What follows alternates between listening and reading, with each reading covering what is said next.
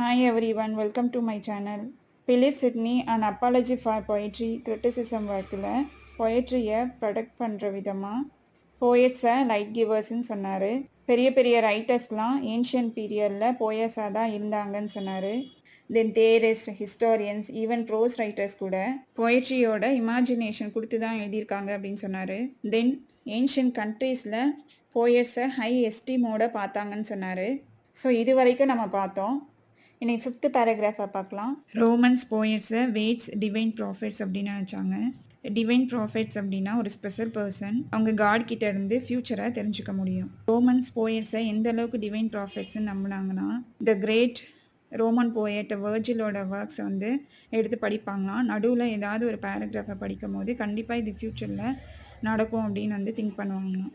வெர்ஜிலுக்கு ஓரக்யூலர் powers இருக்குது. ப்ராஃபிட்டாக வந்து அவரை பார்த்தாங்க.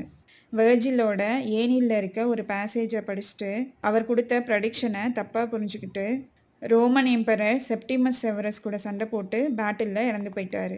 தென் இங்கே சிட்னி 2 பிளேசஸை மென்ஷன் பண்ணுறாரு. One is Delphic, another one is செசிபிலின்.